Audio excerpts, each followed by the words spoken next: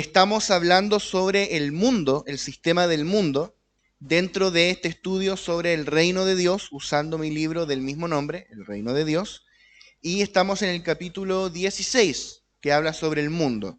La primera clase sobre el mundo fue la semana pasada, ahora es la segunda. No sé si vamos a alcanzar a ver todo, si falta algo, bueno, nos pasaremos a la próxima semana, no hay apuro, aquí la idea no es ir corriendo por los tópicos, sino que se nos revele lo que estamos hablando. Y acá estamos hablando de algo crucial que tiene que ver con este sistema sin Dios y anti Dios, que la Biblia llama mundo, y que el apóstol Juan dice que el mundo entero está bajo el maligno.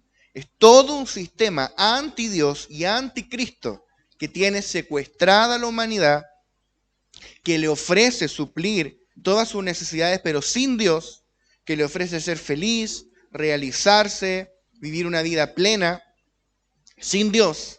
Y cuando descubren que no se puede, ya es demasiado tarde, ya se les fue la vida, intentando perseguir cosas vanas.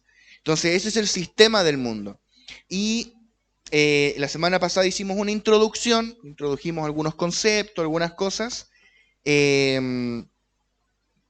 y quiero comenzar con una pequeña puntualización, una pequeña aclaración, la diferencia entre pecado y mundo. O sea, cuando hablamos de pecado, o sea, yo por ejemplo cometí un pecado, caí un pecado, la tentación del pecado no es lo mismo que la tentación del mundo, aunque tiene que ver, ¿no es cierto? Mundo, pecado, Satanás, serían, por ejemplo, tres enemigos que nosotros tenemos. La carne podría ser otro enemigo con el que batallamos. O sea, una cosa es Satanás, que es un enemigo que está afuera, otra cosa es mi carne, que desde dentro me está tentando, ¿verdad? Nuestra carne. Ahora, Satanás me tienta al pecado, ¿verdad? El pecado es una acción que yo puedo cometer, que transgrede la ley de Dios. Pero mundo no tiene tanto que ver con pecado, aunque tiene que ver, pero no tanto, tiene más que ver con alterar la lista de prioridades del reino. O sea, Jesús dijo que el código de la gente de reino es buscar primeramente el reino y su justicia. Ese es el código de un hombre de reino o de una mujer de reino. El reino es primero. ¿Cómo yo sé que a ti se te reveló el reino? Porque para ti el reino es primero. No segundo, tercero, cuando tenga tiempo, no. El reino es primero. La otra vez, ¿con quién hablaba? Con Edward, que teníamos una reunión y dije, pero tienes que trabajar. No, es que si hay reunión, yo no voy a ir a trabajar ese día. Voy a decir que no puedo, porque yo voy a estar acá. Esto es primero. Si yo pongo primero el trabajo y después el reino, yo no entendí reino. Por mucho que tenga el libro, por mucho que vaya a las conferencias, yo tengo un montón de libros de distintos autores sobre el reino, de distintos ángulos. Eso no me sirve de nada si a la hora de la verdad yo priorizo mi trabajo, priorizo mis estudios, priorizo mis gustos, mis hobbies, ver mi serie, lo que sea, y no priorizo lo que el reino me está demandando en ese momento. Congregarme, adorar, orar, ayunar, servir, predicar, atender gente, liderar una casa de iglesia. Si yo no estoy, o dedicar tiempo a la palabra, por ejemplo, que este año te metas en la palabra con el Señor, que te vuelvas un oidor sistemático de la palabra, digas, ya, yo todos los días me voy a escuchar una prédica. ¿Por qué no? O ya decir, ya, día por medio me voy a disciplinar, son mínimo 3 prédicas a la semana y un día que se me pasó ya, 3 prédicas a la semana. Y quizá el reino te está empezando a demandar una consagración mayor. Mundo, ¿qué es lo que es? Alterar mis prioridades. Es caminar de acuerdo a los ideales de este sistema, a lo que toda la gente busca. Cuando Jesús decía, los gentiles buscan estas cosas, ustedes no. Yo no puedo buscar lo que el mundo busca. Necesito sustento, sí. Necesito todas esas cosas, sí. Pero mi Padre Celestial sabe que tengo necesidad de esas cosas. Entonces yo no busco esas cosas, yo busco el reino y mi Padre me añade las cosas. ¿Se entiende? Entonces, por ejemplo, ¿cuál sería la diferencia entre mundo y pecado? Voy a poner un ejemplo así, tipo de red de jóvenes también, para seguir en la misma línea. Si un joven entra a la universidad y se le abre todo un mundo que tal vez no conocía, fiestas, carretes, borrachera, metiéndose todo tipo de drogas que en nuestros tiempos no existían, tú te sorprenderías la cantidad de drogas fuertes que hay hoy día, tremendamente fuertes. Todo eso, lo que se abre, el promiscuidad sexual y un montón de cosas que se abren, eso es pecado. O sea, un chico que entra a la universidad y se mete a fiesta, empieza a drogarse, anda en borrachera, pololea con una, después con otra. Eso está en pecado, eso es pecado. Fuerte, ¿eh? Bueno, pero eso es pecado, que llamar las cosas por su nombre. Mundo, ¿qué es lo que sería? Que tal vez ese mismo joven no va a fiestas, no carretea, no es promiscuo, no se emborracha, no se droga, no comete esos pecados, pero nunca puede venir a la iglesia porque tomó 3 ayudantías, quiere ser el mejor de la clase, no quiere perderse ninguna clase, nunca puede ir a la iglesia. Eso es mundo. Tal vez no estás en pecado, pero eres mundano en tu forma de pensar, porque tu orden de prioridades está alterado. O lo mismo con el trabajo. No está mal trabajar, y Dios espera que tú como cristiano, cristiana, seas un buen trabajador. Pero si el trabajo para mí es primero, y yo le digo que no al reino por razón de mi trabajo, yo soy mundano en mi forma de pensar. El mundo me absorbió. No estoy en pecado, no estoy engañando a mi esposa, no estoy, robándome cosas del trabajo, no. Pero como el reino es mi prioridad, o sea, como el mundo es mi prioridad, mi trabajo y el reino no, entonces yo soy mundano. ¿Se entiende la diferencia entre pecado y mundo? Eso significa que mundo es mucho más sutil. Porque tal vez tú no estás en pecado abiertamente, no estás en promiscuidad, no estás en adulterio, no estás, qué sé yo, haciendo cosas que son evidentemente pecaminosas. Pero si yo vivo para los ideales del mundo, si yo vivo para las prioridades del mundo, yo soy mundano. Y acá, cada uno con el Señor tenemos que ser honestos que hay áreas en nosotros que hemos sido mundanos. Y hacíamos la aclaración en la clase anterior, esto no tiene que ver principalmente con algo externo. Por mucho tiempo en la iglesia del Señor se asoció mundo a la forma de vestir. Entonces si la hermana en vez de falda usaba jeans, era mundana. No tiene que ver, bueno, hay jeans y jeans, no sé, pero no tiene que ver tanto con lo externo. No tiene que ver con lo externo, que si tú llegabas, el hombre llegaba sin corbata al culto, era mundano. Mira la estupidez. No va allí mundo va en el corazón, en las prioridades, mundo va en mi mentalidad, mi forma de ver la vida, mi cosmovisión. Ahí se infiltra el mundo, en mis emociones, mis pensamientos y mi voluntad, en mi alma. Entonces, con eso hecho la distinción, vamos a continuar con el estudio. Allí en el subtítulo que habla de que el mundo ya fue juzgado. Estamos siguiendo el libro, más o menos tal cual. O sea, si tú tienes el libro a mano, lo puedes ir leyendo y lo vamos a ir siguiendo. Desde que nacemos según la carne, estamos automáticamente bajo el sistema del mundo, puesto que todos nacemos bajo pecado. O sea, cuando tú naciste, ¿hace cuántos años naciste? Yo nací hace 32 años. Ese día nací mundano. Nací por defecto en el mundo. ¿Por qué? Porque nací con la naturaleza adámica, la naturaleza de pecado. Es decir, que toda la humanidad sin Cristo está esclavizada bajo este sistema invisible, anti-Dios, anticristo, llamado el mundo. Esto es un sistema global, esto es un gobierno mundial que gobierna a los que creen que gobiernan.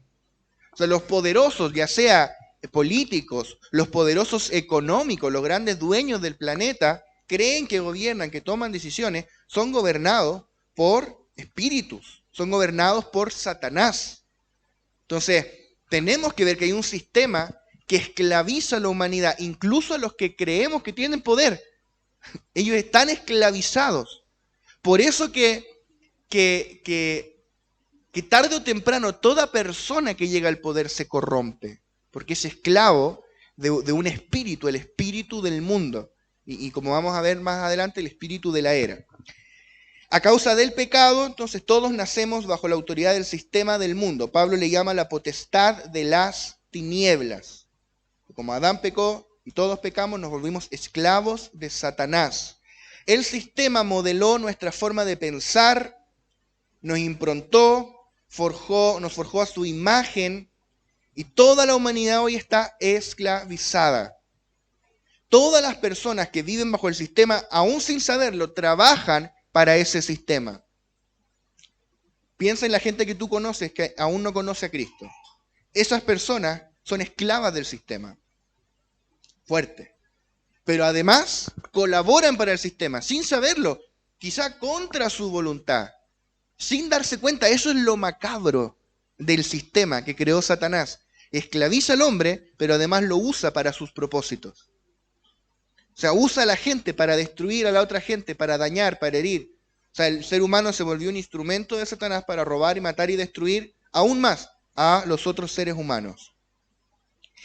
De manera que cada persona que vive en el sistema del mundo se vuelve una expresión del mundo y un agente que trabaja a su favor. O sea, la humanidad está secuestrada por el mundo. Pero Cristo vino para rescatarnos de esta esclavitud, para volvernos de vuelta al origen, a la libertad, a su diseño, al reino. Y esta libertad está disponible gratuitamente para todo aquel que cree en Jesucristo. O sea, nosotros no es que ahora estamos creando una secta de los que salimos del mundo, nosotros somos mejores que el resto. No, la puerta de salida es gratis. Está disponible para todo el que cree en Cristo y está dispuesto a confesarle como su único Señor y Salvador. A través del sistema del mundo, Satanás gobernó y administró la tierra por siglos. Por siglos. Toda la humanidad está bajo la potestad de las tinieblas y el instrumento que Satanás utiliza para dicho fin es el mundo.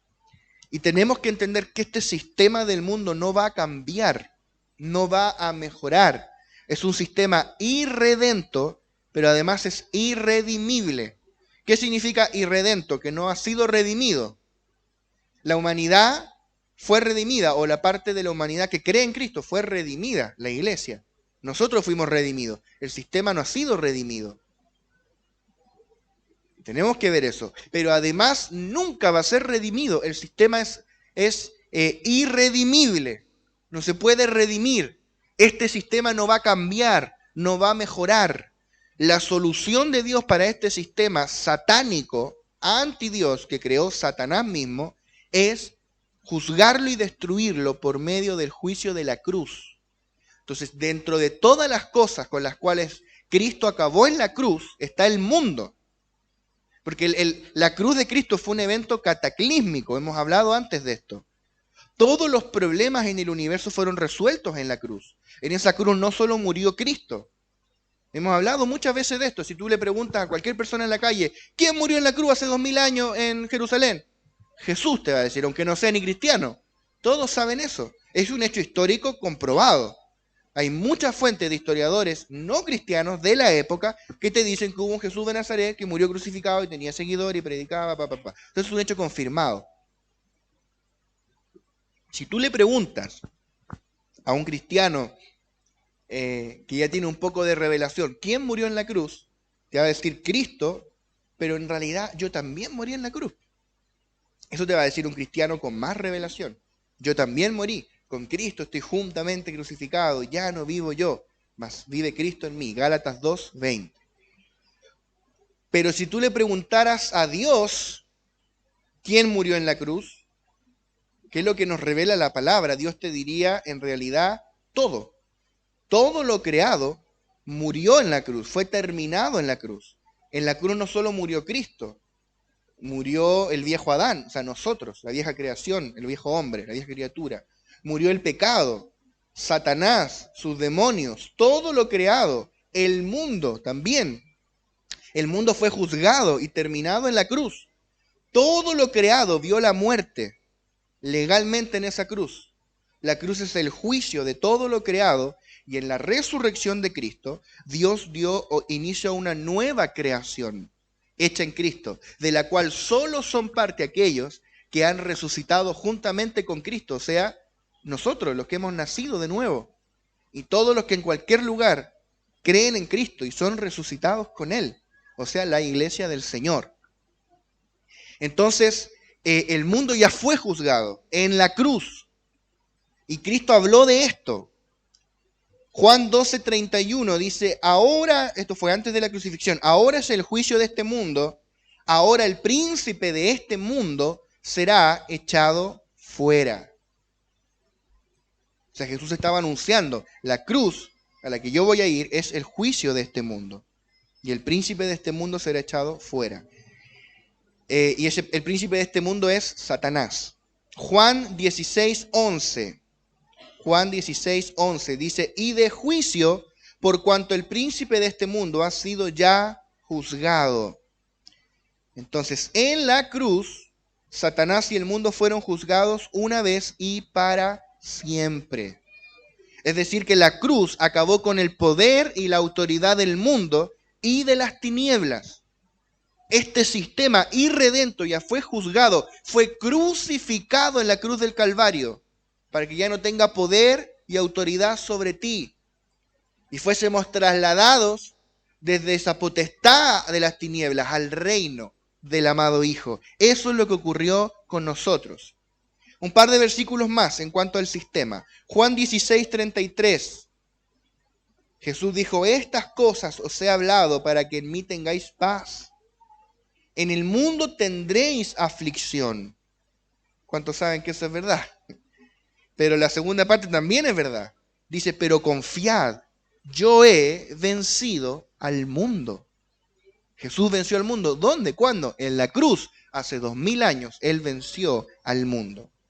Y mira lo que dice primera de Juan 5:4. Me gusta cómo Juan va siguiendo como un hilo conductor de ciertas cosas que estaban allí, no a simple vista de lo que estaba pasando, sino subyacentes.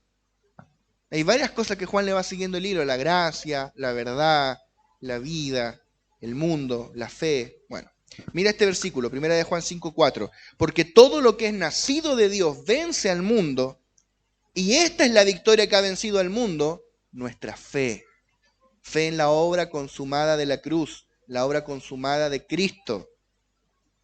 Entonces, dice la palabra que nosotros fuimos trasladados desde la potestad de las tinieblas al reino del amado Hijo, Colosenses 1:13.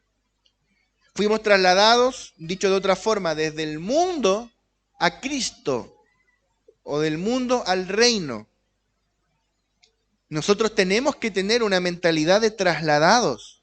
Se nos tiene que revelar nuestra posición de trasladados en el Espíritu. El mismo día en que tú naciste de nuevo, no sabías orar, no sabías Biblia, no entendías nada, pero ese día fuiste trasladado. Dios te arrancó del sistema del mundo y te puso en el reino, te puso en Cristo.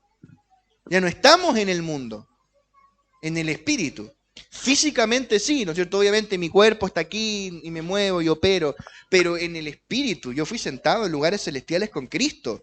Fui trasladado al reino del amado Hijo. Esa es mi realidad, esa es mi posición, esa es nuestra verdad. Ya no estamos en el mundo, estamos en Cristo. Mira acá lo que dice Pablo en Colosenses 2:20. Dice, pues si habéis muerto con Cristo en cuanto a los rudimentos del mundo, ¿por qué como si vivieseis en el mundo os sometéis a preceptos tales como? Bueno, continúa.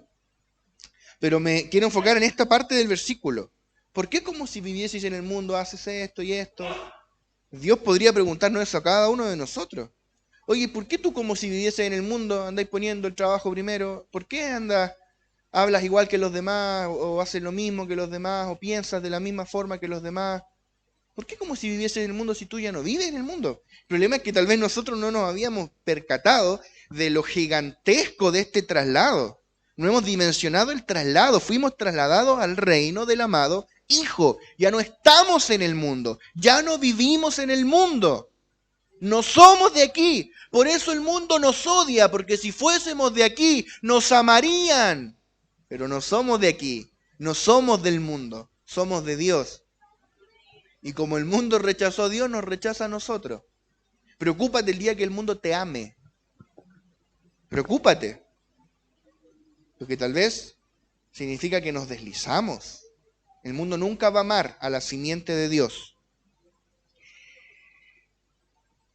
Gálatas 6:14, pero lejos esté de mí gloriarme, sino en la cruz de nuestro Señor Jesucristo. Porque en el mundo me es crucificado a mí, y yo al mundo. Qué tremendo, qué tremendo. Esa tiene que ser nuestra convicción, hermanos, este tiempo. El mundo me fue crucificado a mí, y yo al mundo. El mundo está clavado a la cruz para mí. Y yo estoy clavado a la cruz para el mundo. El mundo me viene a buscar. Yo estoy crucificado con Cristo. Estoy muerto. Y cuando yo quiero pensar en, y si vuelvo a las cosas de antes, el mundo me fue crucificado. Hay una cruz de diferencia. No se puede volver atrás. La palabra iglesia viene del griego eclesía. eclesía, que significa los llamados a salir fuera. Nosotros fuimos llamados a salir fuera del mundo, del sistema, de Satanás, de la potestad de las tinieblas, para ser puestos en Cristo. Ser salvos, podríamos decir, es ser sacados de todo lo que no es Cristo para ser puestos en Cristo, dentro de Cristo. Salir del mundo, salir de la potestad de las tinieblas, salir del viejo hombre, salir de Adán, salir de mí mismo para ser puesto en Cristo.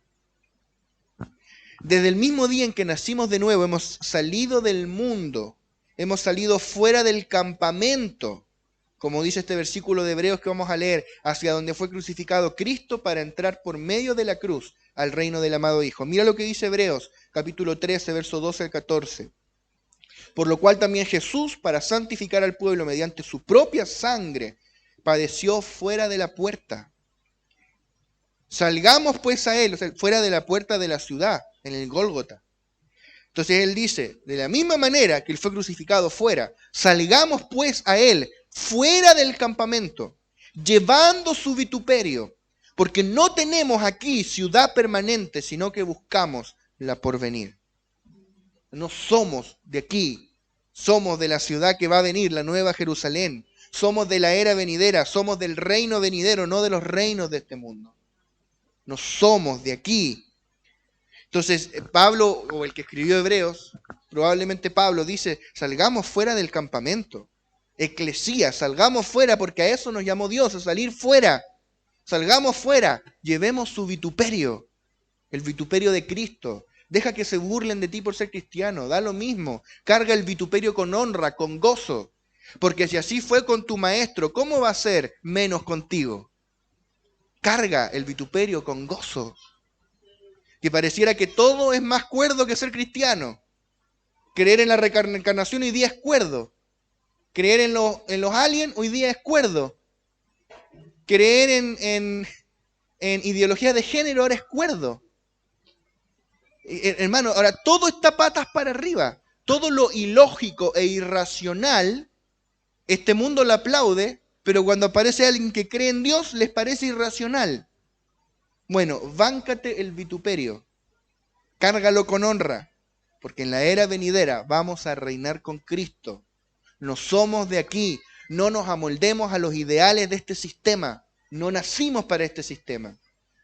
Ya hablamos ya en la clase pasada, estamos en el mundo pero no somos del mundo. No te estoy diciendo que armemos una comunidad en una parcela en el cerro y cultivemos nuestra propia comida y no tengamos contacto. No, porque si vamos a evangelizar gente hay que vivir aquí en la ciudad donde vive la gente.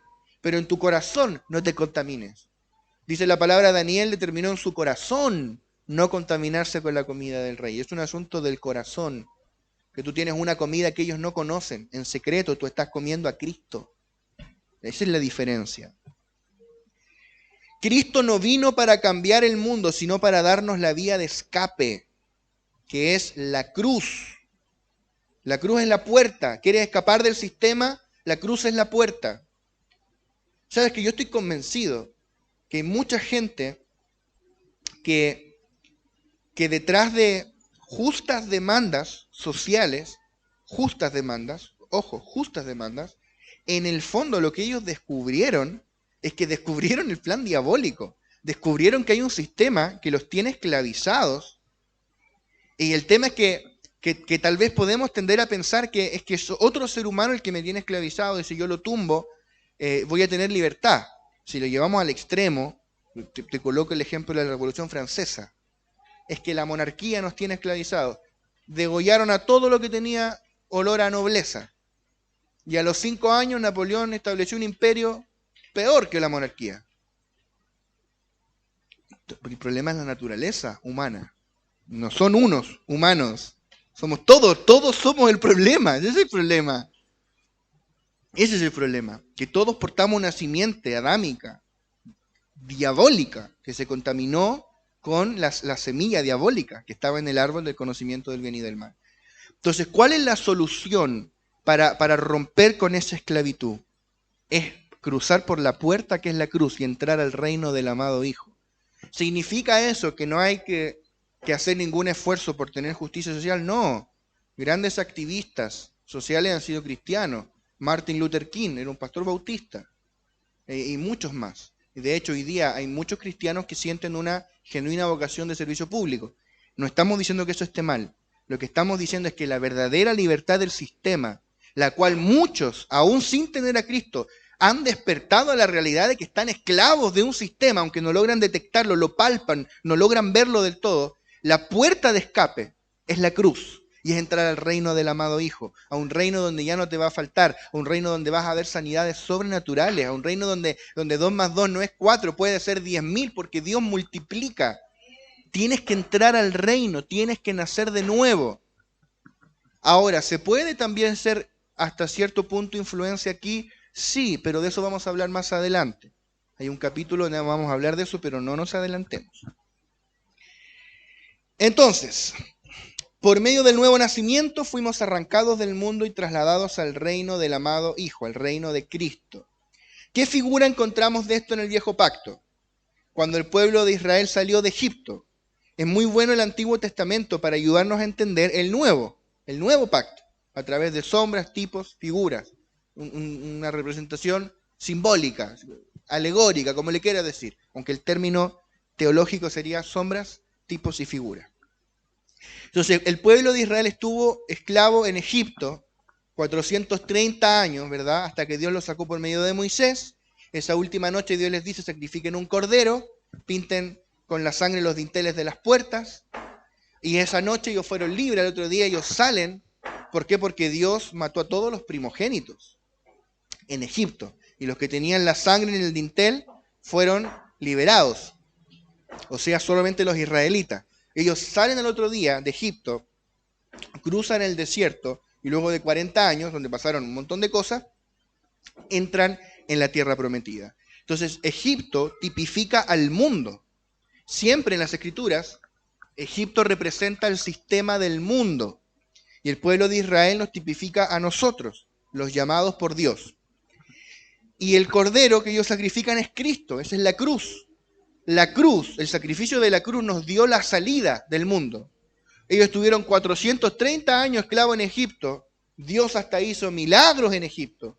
Dios envió las plagas y nada pasó hasta que un corderito fue sacrificado. O sea, el día en que el cordero fue sacrificado y que tú por la fe recibiste el sacrificio de Cristo, recibiste la obra que Él realizó, ese día tú saliste del sistema. En un solo día el pueblo salió de Egipto. 430 años de esclavitud. Y en un día salieron. En un día. Eso es lo que te pasó a ti. En un día saliste del sistema. Y cruzaste el desierto y entraste a la tierra prometida, que es el Cristo resucitado, la persona misma de Cristo, con todas sus riquezas. Las riquezas de la buena tierra representan las inescrutables riquezas de Cristo. Dice Efesios 3, verso 8 me parece, habla de las inescrutables riquezas de Cristo, insondables riquezas. Ahí vives tú hoy día, tú ya no vives en el mundo. ¿Por qué? Como si viviese en el mundo.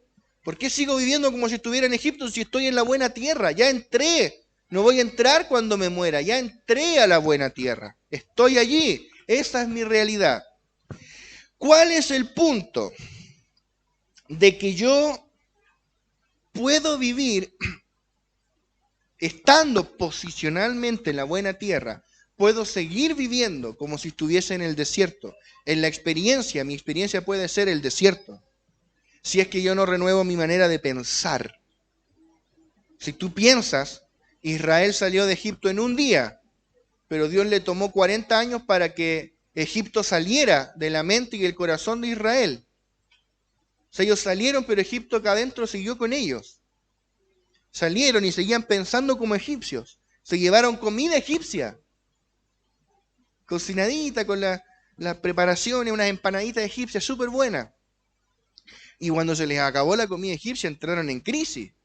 Y ahí fue cuando Dios les dio el maná. Porque nosotros tenemos los apetitos del sistema, queremos comer lo que el sistema come. Somos cristianos anormales. Tenemos los apetitos del mundo. Interesante. Entonces, Dios lo que tiene que hacer es un proceso de reingeniería en mi mente, renovar mi manera de pensar, para que yo deje de pensar conforme a este sistema y comience a pensar conforme al reino, con la mente de Cristo que tú ya portas. Acá, la Pascua no era para que Egipto cambiara o fuera transformado, sino para juzgarlo. Tú tienes que ver que Faraón nunca se convirtió a Cristo. Egipto no tumbó las estatuas de los ídolos y los templos paganos y se convirtieron todos al único Dios verdadero. Eso no pasó. Dios juzgó a Egipto, no lo ganó. ¿Por qué? Porque Egipto representa un sistema que es irredimible, que es el mundo. No estoy diciendo que un presidente no se puede convertir a Cristo, no, sí hay en algunos países presidentes cristianos y está súper bien. Pero lo que estamos diciendo es que el sistema no va a cambiar. Incluso teniendo un presidente cristiano y teniendo senadores y abogados y médicos y qué sé yo, toda la gente que hace cosas, artistas, cristianos, qué sé yo. Pero el sistema como mundo, el sistema del mundo, va a seguir operando, porque está detrás. Va a seguir funcionando hasta que Cristo venga por segunda vez y lo destruya por completo. Entonces, la cruz o la Pascua no vino para transformar el sistema, sino para juzgarlo y sacar afuera al pueblo de Israel hacia la tierra prometida. O sea, la cruz no vino para transformar a este sistema, hacerlo bueno, sino para juzgar al sistema en la cruz y llevarnos a nosotros a Cristo, para que Cristo sea impartido en ti, con todas sus riquezas, y tú ya no dependas de este sistema. Primera de Corintios capítulo 5, versos 7 al 8, dice, limpiaos pues de la vieja levadura, para que seáis nueva masa, sin levadura como sois, porque nuestra Pascua, que es Cristo, ¿ves cómo el Éxodo tiene mucho que ver con nosotros? Nuestra Pascua, que es Cristo, ya fue sacrificada por nosotros. Ya fue, en la cruz, una vez y para siempre. Así que celebremos la fiesta no con la vieja levadura, ni con la levadura de malicia y de maldad, sino con panes sin levadura, de sinceridad y de verdad. O sea, celebremos esta Pascua que ya fue sacrificada en la cruz, no con malicia y maldad, no volviendo atrás haciendo las cosas que hacíamos antes, sino limpiándonos de esa vieja levadura para que seamos panes sin levadura. O sea que esto nunca se trató de que tú comieras o no levadura y si la levadura era mala o era buena. Hay gente que dice, no, hagamos la Santa Cena con pan sin levadura porque... No, el problema era la levadura y de que adentro, ese era el problema. Amén. Se nos tiene que revelar. Segunda de Pedro 1:4. Por medio de las cuales nos ha dado preciosas y grandísimas promesas, para que por ellas llegases a ser participantes de la naturaleza divina, habiendo huido de la corrupción que hay en el mundo a causa de la concupiscencia. Hemos huido de la corrupción que hay en el mundo. Entonces, dado que hemos salido del sistema de Egipto, nosotros ya no dependemos de ese sistema, no dependemos de Egipto, dependemos del reino. Cuando el pueblo estaba en el desierto, ¿de dónde vino su sustento? De arriba, les llovió pan del cielo, no un día, 40 años, tremendo. Hasta codornices les llovieron porque andaban pidiendo codornices, los carnales, porque el maná representa a Cristo, y las codornices los apetitos de nuestra carne. Y el Señor dice, ¿qué más? Ahí están las codornices. Y empezaron todos a morirse por comer las codornices. Y lo peor que te puede pasar a veces es que Dios te diga que sí a las barbaridades que le pedimos a veces. Que el Señor no nos permita salirnos con la nuestra. Hermano, Dios nos libre. Entonces, tenemos que aprender que dado que ahora ya no estamos en el sistema, nosotros ya no dependemos del sistema, dependemos del reino para suplir todas nuestras necesidades. El sistema, si tú te recuerdas, partimos diciendo, le ofreció al ser humano suplir todas sus necesidades, pero sin Dios, aunque en realidad no lo hace. Si el sistema proveyera todas las necesidades financieras, de salud, de felicidad, condiciones de vida, la gente no protestaría, po. Nadie protestaría, estarían todos felices. ¿Por qué la gente no está feliz? Porque el mundo no cumplió lo que prometió. El mundo no cumple. Entonces nosotros ahora fuimos trasladados al reino, y en el reino tú ya no tienes nada que temer, porque en el reino, como ya vimos, tienes un rey que se preocupa de todas tus necesidades. Ya estudiamos, ¿verdad? ¿Se acuerdan? Los distintos aspectos de un reino. El reino tiene su propio sistema de salud, su propio sistema de bienestar. El reino se preocupa de ti, tú ya no tienes nada de qué preocuparte. Y Dios sí cumple, no como el mundo. Entonces ahora tenemos que renovar nuestra mente para aprender a depender del reino. En el mundo ellos tenían comida egipcia, tenían agua proveniente del río Nilo. ¿Sabes por qué los egipcios adoraban el río Nilo? Porque era la fuente de vida de ellos. Si se secaba el Nilo, se morían todos. Gracias al Nilo tenían agua, los desbordes del Nilo regaban las cosechas, tenían con las cosechas para comer, para alimentar al ganado, con el ganado tienes un montón de otras cosas. Todo giraba en torno al Nilo. Pero en el desierto no hay Nilo, no hay desierto. ¿Cómo lo hacían ellos una vez que cruzaron el Mar Rojo? El Mar Rojo representa el bautismo, por lo demás. Ellos cruzaron el mar, bautismo en agua, la columna de nube, el bautismo en el Espíritu Santo. Dice la palabra que Dios hizo salir agua de una roca. Y ellos bebieron agua de una roca. Yo no sé si tú has visto alguna roca que dé agua. Yo no. Eso no pasa, eso es un milagro sobrenatural. Y eso ocurrió durante 40 años. Y la roca los seguía. Y dice Pablo, y la roca que los seguía era Cristo. O sea, a ellos nunca les pareció raro que en cada lugar al que iban estaba la misma piedra que daba agua. Y nunca les llamó la atención decir, Moisés, ¿y esa piedra quién será? Y Pablo dice, la roca era Cristo. Bueno, misterios. ¿Hasta qué punto es sombra y figura y hasta qué punto es una realidad? Porque no hay rocas que caminen. Bueno, eso es para pensarlo. Pero la roca es Cristo. De hecho hay una canción bien antigua que dice, Cristo es la peña de Oreb que está brotando. ¿Se acuerdan o no? Nuevo pacto la canción, ¿eh? Está buena, ¿eh? Se adelantada a su época. Entonces Dios le dio agua de una roca, hizo llover pan del cielo por 40 años y les enseñó que su sustento viene de arriba, no de aquí abajo. Tú no puedes seguir angustiándote haciendo números y cálculos y se te cae el pelo pensando cómo lo vas a hacer. No puede ser.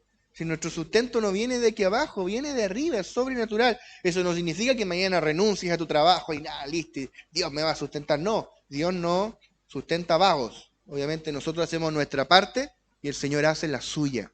Pero tenemos un Padre celestial que se preocupa por nosotros. Tenemos que aprender gracia, que se nos revele la gracia, el favor. Y una vez que el pueblo entró en la tierra prometida, cesó el maná y comenzaron a comer los frutos de la tierra. O sea, ya no dependían más de Egipto, dependían de la buena tierra que Dios les dio. Entonces nosotros ya no dependemos del sistema para nuestro sustento, sino de las inescrutables riquezas de Cristo. Ya no vivimos en Egipto, vivimos en la buena tierra en la que fluye leche y miel, que es Cristo. Ese es tu sustento. Hermano, renueva tu mente. Todo lo que tal vez tú estabas demandándole a un jefe, le estabas demandando quizá a los políticos de turno, le estabas demandando a tu familia, le estabas demandando a quien sea, a ti mismo, ya lo tienes en Cristo. Hay que echar mano de esas riquezas, tú ya las tienes. Eso es la gracia. Entonces nosotros ya no dependemos de lo natural, sino de lo sobrenatural. Dependemos del reino de Dios y eso nos hace libres de la dependencia del sistema. En lo visible estamos aquí, la gente nos ve aquí, pero no estamos aquí. Nosotros estamos en el reino y dependemos del reino. Por ende no necesitamos al mundo porque hoy en el Espíritu habitamos en otra tierra que nos sustenta, la cual es Cristo. Tú y yo vivimos en otro sistema. Fuiste sacado de un sistema y puesto en otro. De un sistema imperfecto a uno perfecto que es el reino del amado Hijo. Y en este sistema, tú tienes un sistema completamente autosuficiente e independiente del sistema del mundo. Eso significa que cuando el sistema del mundo está en crisis, el reino no está en crisis.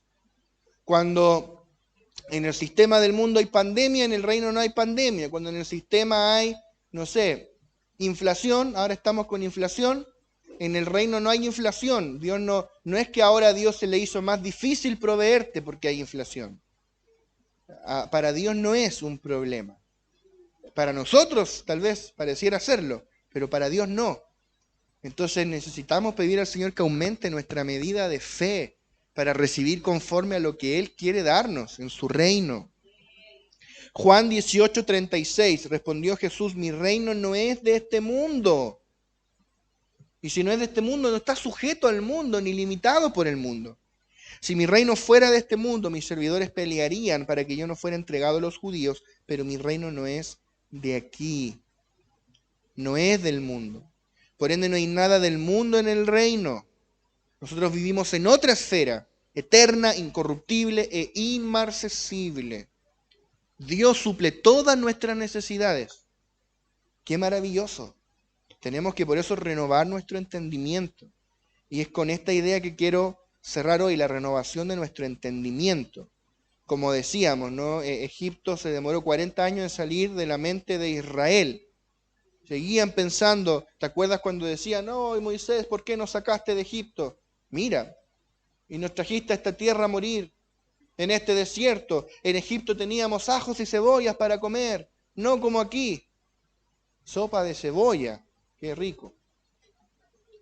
Pero ellos quejándose que no tenían cebolla. Y ahí estaban en el desierto. O sea, cómo eso también nos ocurre a nosotros como iglesia. Que Dios nos sacó del mundo, pero podemos seguir pensando como si estuviéramos en el mundo. Por eso necesitamos una renovación de nuestro entendimiento, porque si no, aunque tú ya vives en la buena tierra, en la experiencia tú vas a estar en el desierto. En el desierto de las arenas del alma, en donde nunca nos terminamos de convencer y ser notificados de la realidad de lo que ya tenemos en Cristo. Entonces vivimos pensando conforme a este sistema.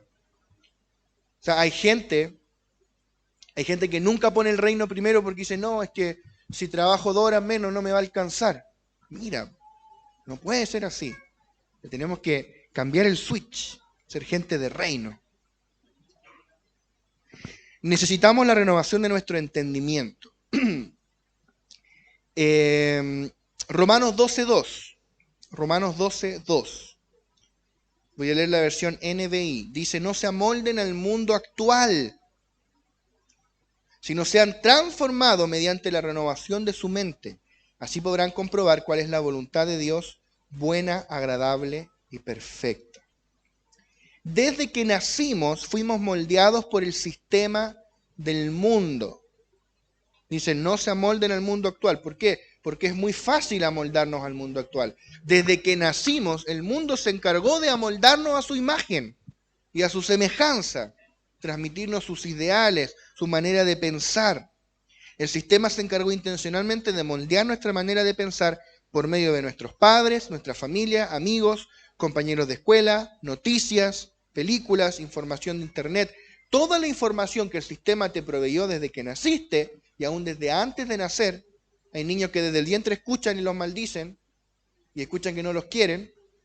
Entonces, desde antes de nacer, el sistema te suministró información para moldarte a su imagen. O sea, desmoldarte del sistema es una acción violenta, revolucionaria.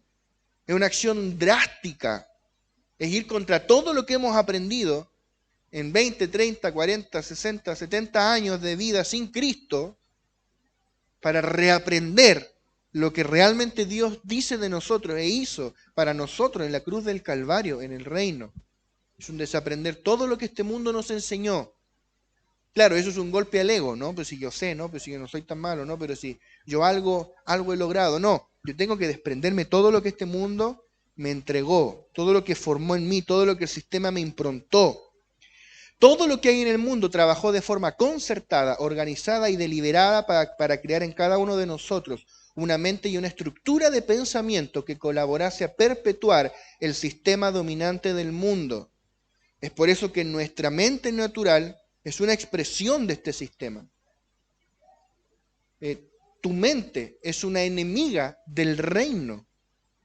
Yo le he contado tantas veces, yo nunca me he olvidado de esa prédica del apóstol Lucas, cuando nos dijo, tú eres un enemigo del reino. ¿Y cómo yo? Sí, porque mi mente es viva imagen de Adán, es la viva imagen del sistema, del cosmos. Mi mente es mundo con patas. Yo tengo que ser circuncidado en mi mente, en mi corazón. Todos tenemos una mente que fue moldeada por el mundo. Por eso nuestra mente no nos sirve para entrar al reino. Por eso que la entrada al reino, Jesús dijo en Mateo 3:2, arrepentíos porque el reino de los cielos se ha acercado. La entrada al reino es el arrepentimiento. Lo vimos hace un montón de tiempo en la clase 1, capítulo 1 del libro. Genuino arrepentimiento, metanoia, un giro en 180 grados. O literalmente metanoia, cambio de mente. Cambia tu manera de pensar porque llegó el reino. Eso es lo que Jesús está diciendo. Llegó el reino. Cambia tu manera de pensar. Porque si no, te va a entrar por aquí y te va a salir por acá. Cambia tu manera de pensar. Necesitamos cambiar nuestra mente porque nuestra mente natural nos impide ver el reino y caminar en las cosas celestiales. Esto no es aprender Biblia con la mente natural, esto es caminar en lo celestial. De eso se trata el reino. El reino es un asunto del espíritu. Las personas que aún no han recibido la vida divina viven gobernadas por el mundo por medio de su mente. El mundo grabó su ley en su mente y en su carne. Por eso toda persona que vive bajo el sistema del mundo, voluntariamente o involuntariamente, es un agente que trabaja para el sistema. Nosotros éramos agentes del sistema. Y tal vez conocemos a muchos que todavía lo son. Las personas que roban, los que hacen portonazos, los que abusan del poder, los que maltratan a otros, son personas esclavas del sistema, que son utilizadas por el mundo para dañar a otras personas que también son esclavas del sistema. ¿Ves por qué Jesús dijo que nuestra lucha no es contra sangre y carne, sino contra principados, potestades, gobernadores de las tinieblas de este siglo? No es contra el hombre, no es contra el que está al frente, es contra un sistema espiritual. El problema del sistema no es una conducta, no son sus intenciones, no es un asunto de voluntad, es un asunto de naturaleza. Por esta razón, por más que una persona bajo el sistema tenga buenos deseos e intenciones, si no tiene la vida divina, se corromperá. Porque en su interior, en su carne, habita el pecado y la maldad. Es un asunto de naturaleza. Cualquier persona con poder se va a corromper. Poder político, poder económico, poder jerárquico. El que era el empleado más buena onda lo ponen de jefe y se pone tirano con los ex compañeros. Si te he visto no me acuerdo. ¿Por qué somos así? Todos somos así, no nos engañemos. ¿Por qué? Porque es un asunto de naturaleza. Qué fuerte, ¿eh? Es fuerte darse cuenta de esto. Cuando uno dice, cuando uno deja de ver en otros el problema y empieza a darse cuenta que nosotros también somos parte de este problema, que esto también nos afecta a nosotros, que fuimos leudados por el mismo virus. Nos contagiamos del mismo virus. Ahora, nosotros hemos recibido la vida y la naturaleza de Dios. Hemos nacido de nuevo. El Espíritu de Dios habita en nuestro espíritu. Pero, necesitamos renovar día a día nuestro entendimiento y dejar que desde nuestro espíritu, el Espíritu Santo leude nuestra mente y toda nuestra alma con la vida divina a fin de que sea manifestada en nosotros la mente de Cristo. O sea, tú puedes tener a Cristo en tu espíritu, pero a Adán en la mente. Seguir pensando con la mente natural, aunque en tu espíritu, Pablo dice, nosotros tenemos la mente de Cristo. No es que tengas que luchar para obtenerla, tú ya la tienes. Pero ahora hay que activarla, tiene que fluir desde el espíritu al alma, leudar el alma. Que la vida fluya desde el espíritu y leude todo nuestro ser, en particular nuestra alma, donde está nuestra mente. Por eso Pablo dice en Efesios 4:23, y renovaos en el espíritu de vuestra mente. ¿Cómo si la mente no está en el espíritu, está en el alma? El espíritu de vuestra mente, o sea, agarra el espíritu y mételo en la mente, mételo en el alma, espiritualiza tu mente. O sea, nuestra mente tiene que espiritualizarse, debe ser leudada por la vida que está en nuestro espíritu. O sea, tenemos que aprender a pensar con el espíritu. Tu mente natural no te sirve para moverte en el reino. Eso es una ofensa a nuestro ego. Pero hasta que no nos despojemos de la mente natural, el verdadero arrepentimiento, metanoia, no veremos el reino. No lo vamos a ver, porque el reino es espíritu. Hebreos dice, por la fe entendemos. Tenemos que aprender a entender por la fe, es decir, a pensar con el espíritu.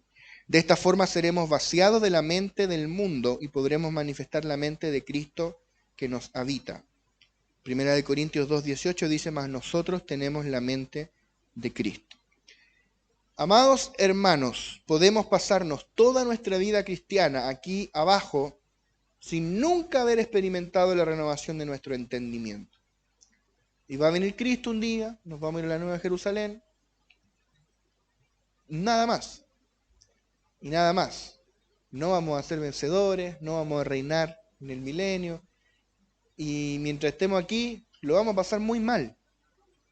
Porque vamos a estar sujetos a todas las inclemencias climáticas de este sistema. Tormenta, figurativamente hablando. Las olas, el viento.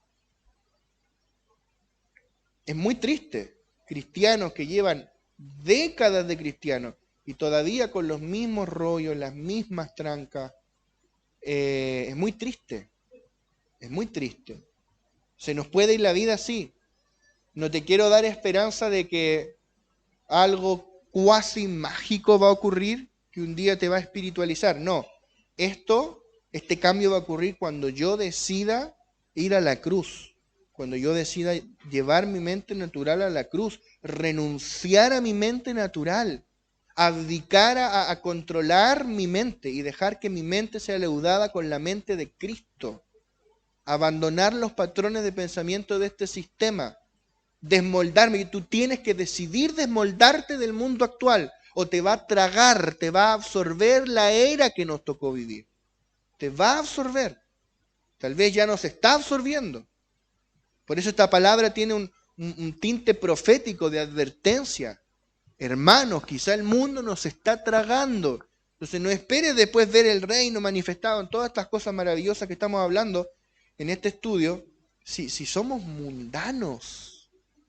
Hermanos, Dios nos llamó a algo más que estar todos los meses afanados para pagar el arriendo, que estar todos los meses afanados con trabajo, que con estudio, que con problemas, que el hijo, que no sé qué. Que Dios nos llamó a algo más. Dios nos llamó a caminar en lo celestial, ser gente celestial, que camine en la atmósfera de lo celestial, de lo espiritual. Y desde allí administramos lo natural, porque también vivimos aquí, no somos espíritus sin cuerpo, vivimos aquí y administramos lo natural desde los lugares celestiales donde estamos sentados, desde Cristo, desde el Hijo. Amén. Amén. Cerramos acá por hoy. Oramos. Padre, gracias por este tiempo, gracias por revelarnos un poco más este aspecto, Señor, tan importante que debemos entender, que es el mundo, este sistema que se opone a todo lo que se llama Dios. Señor, danos discernimiento espiritual para detectar qué cosas en nosotros son mundo, qué cosas en nosotros han sido patrones de pensamiento mundanos, en cosas tan finas que tal vez incluso para otro podría ser algo inofensivo para otro, pero para nosotros reviste mundo, Señor. Que para nosotros reviste estar imitando los patrones del sistema. Muéstranos en nuestro corazón en qué cosas el mundo ha absorbido nuestras prioridades, nuestra manera de pensar, de vivir, de hablar, nuestras metas, nuestros sueños. Queremos ser gente celestial. Queremos ser gente que viva para lo eterno. Muéstranos, Espíritu Santo, en qué áreas el mundo nos ha absorbido, porque queremos ser gente que nuestro paso por la tierra valga, Señor, de mucho y colabore al avance de tu propósito eterno, Señor. Gracias, Dios. Qué privilegio ser llamados por ti, haber sido considerados por ti para tu propósito, Señor. Gracias, amado Rey, en el nombre poderoso de Jesús. Amén.